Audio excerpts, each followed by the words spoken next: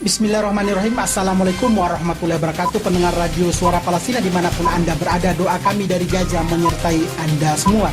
Dan hari ini tanggal 8 November tahun 2014, tentunya saat ini sudah kami siapkan beberapa berita terkini berkaitan dengan Masjid Al-Aqsa dan jalur Gaza Palestina. Berikut ringkasan berita.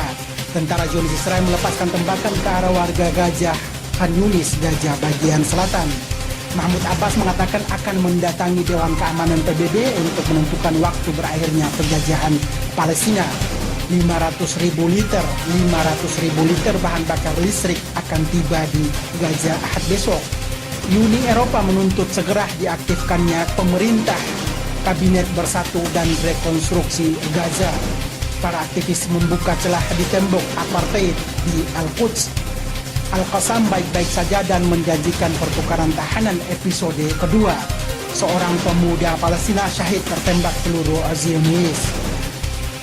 Seorang tentara Zionis terbakar oleh bom Molotov Israel. Bom Molotov dari pejuang Palestina. Tentara Zionis diinstruksikan untuk terus mengamankan serangan ekstremis Yahudi ke Masjidil Aqsa. Petinggi Hamas mengatakan bahwa pertempuran baru melawan Zionis semakin dekat. Al-Qassam mewisuda angkatan pertama tentara rakyat di utara Gaza. Seorang pemuda Palestina syahid tertembak peluru Zionis. Demikian ringkasan berita dan kita masuk ke berita selengkapnya. Tentara Zionis Israel melepaskan tembakan ke arah warga Gaza di Khan Yunis, Gaza bagian selatan. Sabtu pagi ini tentara Zionis Israel kembali melakukan terornya dengan melepaskan tembakan ke kerumunan warga Gaza di Khan Yunis, Gaza bagian selatan. Koresponden kantor berita Quds.net mengatakan bahwa beberapa tentara Zionis Israel yang sedang berpatroli di sekitar perbatasan Gaza Israel melepaskan tembakan ke arah kerumunan warga yang sedang berburu burung di wilayah yang bernama As-Sanati di distrik Abasan bagian timur kota Khan Yunis, Gaza bagian selatan. Saksi mata menambahkan para pemburu burung tersebut segera pergi dari lokasi kejadian dan disebutkan bahwa tidak ada korban dalam aksi penembakan tersebut. Mahmud Abbas mengatakan akan mendatangi Dewan Keamanan PBB untuk menentukan waktu berakhirnya penjajahan Israel terhadap Palestina. Presiden Otoritas Palestina Mahmud Abbas mengatakan bahwa dirinya didampingi para petinggi pemerintah Otoritas Palestina bulan ini akan menghadap Dewan Keamanan PBB untuk segera mendapatkan keputusan terkait kepemilikan tanah Palestina yang dijajah sejak tahun 1967 dan tenggang waktu berakhirnya penjajahan. Mahmud Abbas menambahkan bahwa mereka akan menyerahkan draft permohonan ke Dewan Keamanan PBB dan apabila mereka mendapatkan sedikitnya 9 suara maka akan ditampilkan oleh pihak PBB untuk diputuskan apakah diterima atau tidak. 500.000 liter bahan bakar listrik akan tiba di wilayah Gaza Ahad besok. Direktur Jenderal Otoritas Energi Palestina Abdul Karim Abidin menegaskan bahwa hari Ahad besok akan tiba suplai bahan bakar industri ke wilayah Gaza untuk digunakan menjalankan satu-satunya pembangkit tenaga listrik yang ada di jalur Gaza. Dengan demikian, lanjut Abidin, warga Gaza akan merasakan listrik lebih lama dari sebelumnya, yaitu 16 jam per hari. Sebelumnya warga Palestina di jalur Gaza hanya mendapatkan menikmati listrik dalam satu hari 6 jam akibat blokade yang diterapkan oleh pihak Zionis sampai dengan detik ini. Uni Eropa menuntut segera diaktifkannya pemerintah Kabinet Bersatu dan Rekonstruksi Gaza. Menteri Luar Negeri Uni Eropa Federica Mogherini hari Sabtu ini menyuruhkan agar diaktifkan pemerintah Kabinet Bersatu Palestina di Gaza secepat mungkin. Seruan tersebut diungkapkan oleh Federica karena menurutnya jalur Gaza sangat membutuhkan pemerintahan tersebut untuk mengatur sesuai yang dibutuhkan di masa-masa sulit yang dialami oleh warga Gaza saat ini. Federica juga mengatakan dalam konferensi persnya di sekolah Mamlaka Bahrain di selatan Gaza bahwa Uni Eropa terus berkomitmen dalam mendukung dan berdiri bersama pemerintah baru tersebut di jalur Gaza. Dia juga mengungkapkan bahwa kunjungannya ke jalur Gaza merupakan misi kemanusiaan yang bertujuan untuk meninjau realitas menyakitnya yang sedang dialami oleh warga jalur Gaza Palestina. Para aktivis membuka celah di tembok apartheid Al-Quds. Sekelompok aktivis perjuangan rakyat Palestina di wilayah barat Al-Quds Sabtu pagi tadi berhasil membuka celah tembok apartheid yang mengelilingi kota Al-Quds, tepatnya di dekat distrik Bait Hanina, kota Al-Quds. Para aktivis tersebut mengungkapkan bahwa aksi tersebut adalah penegasan bahwa tembok apartheid semacam ini dan berbagai pos-pos militer tidak akan mampu memisahkan rakyat Palestina dengan Al-Quds dan Al-Aqsa.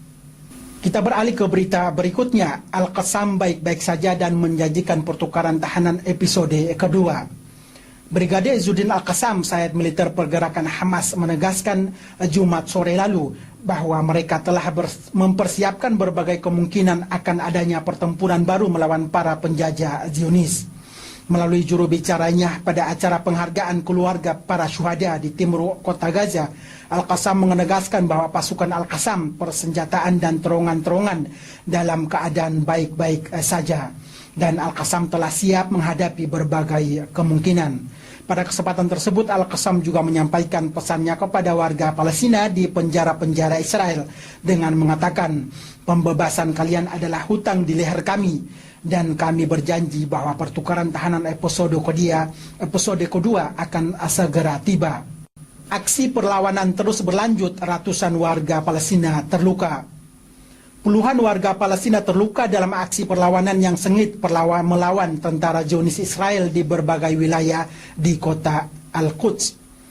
Bulan Sabit Merah Palestina menegaskan bahwa sedikitnya 37 warga Palestina terluka oleh logam yang dibalut karet, sementara 150 warga lainnya mengalami sesak napas akibat gas air mata yang dilontarkan oleh tentara Zionis Israel dalam aksi perlawanan di perkemahan Safat timur laut kota Al-Quds sejak berakhirnya sholat Jumat kemarin. Sementara di wilayah pedesaan Al-Quds, Wadi Al-Zaus, Tur dan Asawiyah, sedikitnya 25 warga terluka oleh peluru tajam yang berbalut karet dan 50 warga lainnya mengalami sesak napas akibat gas air mata. Sumber lokal menyebutkan bahwa sejak Kamis malam lalu hingga tadi malam, perlawanan sengit pemuda Palestina menghadapi tentara Zionis Israel terus terjadi di perkemahan Safat tanpa henti. Beralih ke kabar berikutnya. Seorang tentara Zionis terbakar oleh bom Molotov warga Palestina. Sumber wartawan lokal di perkemahan Safat menyebutkan bahwa salah seorang tentara Zionis Israel terbakar setelah seorang pemuda Palestina melemparkan bom Molotov ke arah sang tentara. Sumber juga menyebutkan bahwa sebuah mobil Jeep milik Sumber juga menyebutkan bahwa sebuah mobil Jeep militer Zionis melaju ke luar jalur setelah sang sopir kehilangan kendali akibat banyaknya lemparan batu dan bom Molotov ke arah mobil Jeep tersebut. Akibatnya mobil tersebut menabrak dua mobil lainnya. Perlawanan terus terjadi di perkemahan Safat selama 3 hari berturut-turut. Sampai saat ini, tentara Zionis belum mampu menembus masuk ke perkemahan tersebut sejak hari Rabu lalu akibat perlawanan dari pemuda Palestina. Tentara Zionis diinstruksikan untuk terus mengamankan serangan ekstremis Yahudi ke Masjidil Aqsa. Menteri Dalam Negeri Zionis, Yitzhak Ahronovis, mengeluarkan instruksi kepada seluruh kepolisian Zionis untuk menjamin keamanan bagi warga ekstremis Yahudi yang ingin menyerbu Masjidil Aqsa. Kepolisian Zionis Israel juga diinstruksikan untuk mengambil tindakan yang lebih keras dalam menghadapi para demonstran yang melemparkan bom Molotov. Instruksi tersebut disampaikan oleh sang menteri dalam pertemuan internalnya. Zionis membahas evaluasi keamanan kondisi Al-Quds pada hari Jumat kemarin. Dan berita berikutnya, Petinggi Hamas mengatakan bahwa pertempuran baru melawan Zionis semakin dekat. Anggota Parlemen Hamas, Yusuf Asharif, mengatakan bahwa seluruh faksi perlawanan Palestina, di antaranya Hamas, telah semakin dekat dengan pertempuran baru melawan para penjajah Israel karena blokade yang terus berlanjut dan terhalangnya program rekonstruksi Gaza. Asharif juga mengatakan bahwa konspirasi Zionis dan sekutunya telah sengaja menghambat dan mengulur-ngulur program rekonstruksi jalur Gaza yang hancur akibat agresi militer Israel. Beliau juga menegaskan bahwa jika krisis ini terus berlanjut, maka tidak menutup kemungkinan warga Gaza akan kembali meledakkan dan melakukan tindakan yang lebih keras.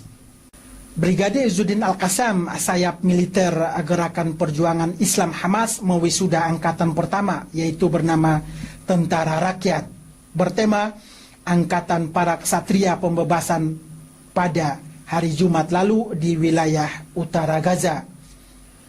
Lebih dari 2.500 pemuda berbaris di sepanjang area halaman pemakaman Fallujah hingga halaman Masjid Al-Khulafa Ar-Rashidin di perkemahan Jabaliyah sambil melakukan pertunjukan berbagai macam seni militer. Acara kelulusan tersebut dihadiri oleh para petinggi Hamas dan ratusan keluarga. Salah seorang petinggi Hamas, Muhammad Abu Ashkari, mengatakan acara kelulusan ini diadakan pada waktu yang bersamaan dengan insiden penyerangan yang dilakukan oleh militer Israel terhadap Masjidil Aqsa. Sang pemuda Palestina syahid tertembak peluru tentara Zionis. Khairuddin Lutfi Hamdan, pemuda berusia 22 tahun asal kota Jalil, Palestina Utara, syahid setelah peluru tajam milik Zionis Israel menembus tubuhnya dan menghembuskan nafas akhirnya pada Sabtu dini hari. Menurut sumber berbahasa Ibrani, sang pemuda tertembak oleh tentara Israel setelah berupaya melakukan penusukan terhadap salah seorang tentara Zionis. Demikian kabar terkini. Assalamualaikum warahmatullahi wabarakatuh.